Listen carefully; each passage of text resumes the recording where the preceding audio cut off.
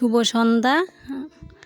তো তোমরা সবাই কেমন আছো? আশা করি ভালো আছো। তো আমিও ভালো আছি। তো দেখো আজকে সারাদিন কিছু শেয়ার করলাম না, সন্ধ্যা থেকে তোমাদের সাথে শেয়ার করবো আমি ঘুমান পর্যন্ত কি কাজ করি।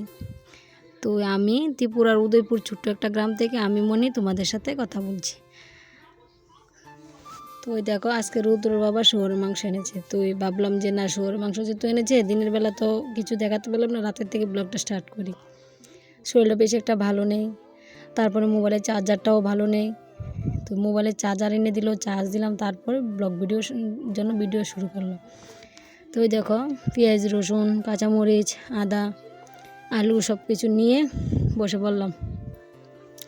হালকা হালকা একটু ঠান্ডা পড়েছে, সেই জন্য গায়ে চাদরটা দিয়ে পেঁয়াজ রসুন কাটতে বসে ফেললাম।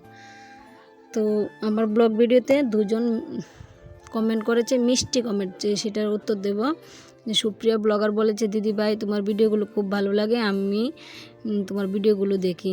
তো দিদি ভাই গো, অসংখ্য ধন্যবাদ। তুমি কোথায় থেকে দেখেছো একটু বলবে, আমিও তোমার পরিবার থেকে ঘুরে আসলাম। তো আমার ব্লগ ভিডিওগুলো দেখার জন্য তোমাকে অসংখ্য ধন্যবাদ। তো আরেকজন দিদি ভাই কমেন্ট করেছে, ওর নামটা ভালো করে বুঝতে পারলাম না, ব্লগের চ্যানেলের নামটা।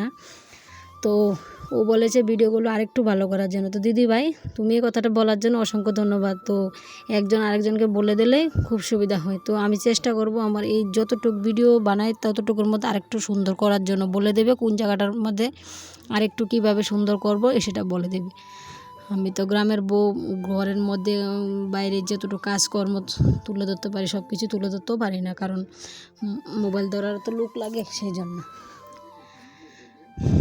তো এই শীতের মধ্যে কে কে শুয়োর মাংস খেয়েছো? শীতের মধ্যে শুয়োর মাংস খেতে ভালো লাগে। তো রুদ্র বাবাকে বললাম সন্ধ্যার সময় একটু শুয়োর মাংস আনো, তো রুদ্র বাবা আনলো। তো এটা রান্না করব। তো ব্লগ ভিডিওগুলো দেখার জন্য অসংখ্য ধন্যবাদ সবাইকে, আমার পাশে থাকার জন্য। আর একটু পাশে থাকো সবাই, প্লিজ প্লিজ, একটু অনুরোধ রইল সবার কাছে। ভিডিও কেউ স্কিপ করবে না, আশা করি ভালো লাগবে। তো এইভাবে কে কে রান্না করো একটু জানাইও তো। পেঁয়াজ, রসুন, আলু, কাঁচামরিচ, আদা সব কিছু দিয়ে রান্না করলাম। তো আগের ভিডিওর মধ্যে খুব ভালো ভালো কমেন্ট এসেছে ব্লগ ভিডিওর মধ্যে। তো এই দেখো পেঁয়াজ, আলু, এই দেখো শুয়োরের মাংসটা। তো ভিডিও এডিটিংটা দিনের বেলা করছি, ভয়েস ওভারটা দিনের বেলা দিচ্ছি, হয়তো চারিদিক থেকে ছাগল গরু শব্দ আসছে, একটু ম্যানেজ করে নিও। তো দেখো সব কিছু কেটে তারপরে মিক্সকার করে নেব। রাত্রেবেলা আর শিলনোড়ার মধ্যে বাটবো না, আমরা বেটে খেতে অনেক পছন্দ করে রুদ্র বাবা। তো ওই মিক্সকার মেশিনে মরিচ, পেঁয়াজ সবগুলো মিক্সকার করে নিলাম। ভাত রান্না করবো আর মাংস রান্না করব। তো পাশে থেকেও দেখতে থাকো লাস্ট পর্যন্ত আমি কি কাজ করি।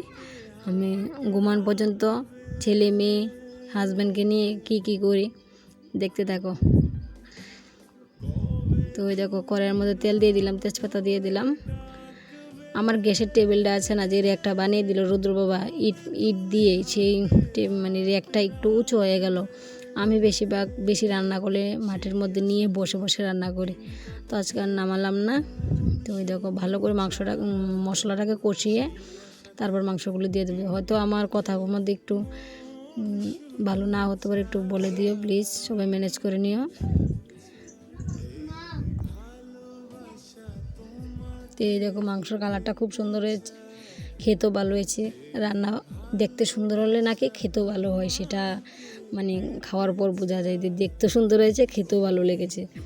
তো ওই দেখো শুধু মাংস না, দিনের বেলা কইডা দিয়ে আলু দিয়ে মাছ রেখেছিলাম, মাছ দিয়ে ঝোল করেছি, মাছ ভাজা করলাম, তারপরে মাছের মাথা দিয়ে লাউ রান্না। ভেবেছিলাম যে সকাল থেকে আজকে তোমাদের সাথে থাকতে পারলাম না। তো দেখো আজকে জলের বোতলগুলো দিনের বেলা পোড়ানো হয়নি, তো রাতের বেলা জলের বোতলগুলো পোড়াবো। এই যে বাসনগুলো এগুলো ধোবো, মা মেয়ে মিলে জলের বোতলগুলো পুড়িয়ে ফ্রিজে দিয়ে রেখে দিলাম। তারপরে এই ঘরে চলে আসলাম। দেখো ছেলে কাঁদতেছে, মেয়ে টিভি দেখতেছে, ভাই বোনে তারা টিভি দেখুন লেগে ঝগড়া লাগিয়ে থাকা।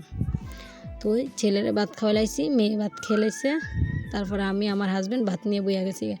দেখো প্রথমে লাউ তরকারি দিয়ে খামু, তারপর মাংস খামু। তো শশা কাটটা লইছি, সাথে বর তরকারি দিতেছে, আমি ভিডিও শ্যুট করি, ক্যামেরা করি, বাট্টাত খেয়ে সব কিছু সাইরা।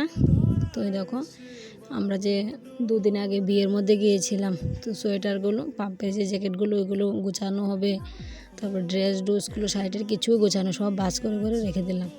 তো এগুলো গডরেজের মধ্যে ঢুকিয়ে নেব। তো এই দেখো গডরেজের মধ্যে সবগুলো শীতের পোশাকগুলো এক সাইডে রাখি। 3 পাটওয়ালা গডরেজ, তো আলমারি মানে গডরেজ বলো আলমারি বলো, আমার যে গডরেজটা এটা 3 পাটওয়ালা আলমারিটা। তো এক সাইডের মধ্যে শীতের জামা কাপড় সব রাখি, আর এক সাইডের মধ্যে শাড়ি ব্লাউজ মানে নতুন জামা কাপড় সব কিছু ওটা ওই সাইডটার মধ্যে রাখি। তো এই দেখো গুছাই লাইতাছি, সবাই বইয়া রয়েছে। এই দেখো এটা হচ্ছে আমার শাড়ির কালেকশান। কে কে শাড়ির কালেকশান দেখতে চাও একটু কমেন্ট করে জানিও, সবাইকে দেখাবো। অনলাইন থেকে কতগুলো শাড়ি এনেছি সবাইকে দেখাবো যদি কমেন্ট করো তাহলে। এইগুলো সব আমার শাড়ি, 2 থাক 3 থাক আমার শাড়ি সব।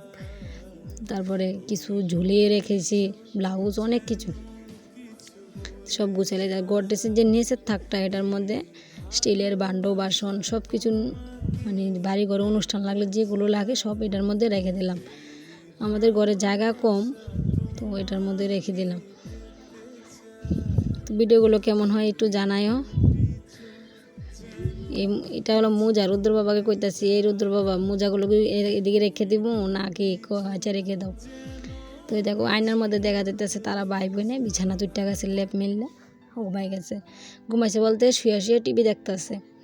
তো আমি এটি গুছাইতেছি, রুদ্র বাবা সুফত বইয়া রয়েছে, রুদ্র বাবা আমি সুফত বইয়া রয়েছি বাট্টা খাইয়া আয়া। আমি দেখো শুয়া রয়েছে, তো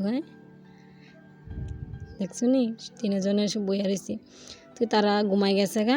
তো আমি এখন মশারিটা টাঙামু, আমিও ঘুমামু, তোমরাও ঘুমাও। ভিডিওগুলো কেমন হয় জানায়ও, ভালো হয় না খারাপ হয় একটু কমেন্ট করে সবাই জানায়ও প্লিজ প্লিজ। কে কোথায় থেকে দেখো একটু বলো, আর আমাকে একটু বেশি বেশি করে সাপোর্ট করো। সাধারণ ঘরের বউ হয়ে ছেলে মেয়ে সংসার গুছিয়ে তারপরে ভিডিও করি, শর্ট ভিডিও করি, ব্লগ ভিডিও করি। তো একটু ভালোবাসা দিও আমাকে সবাই।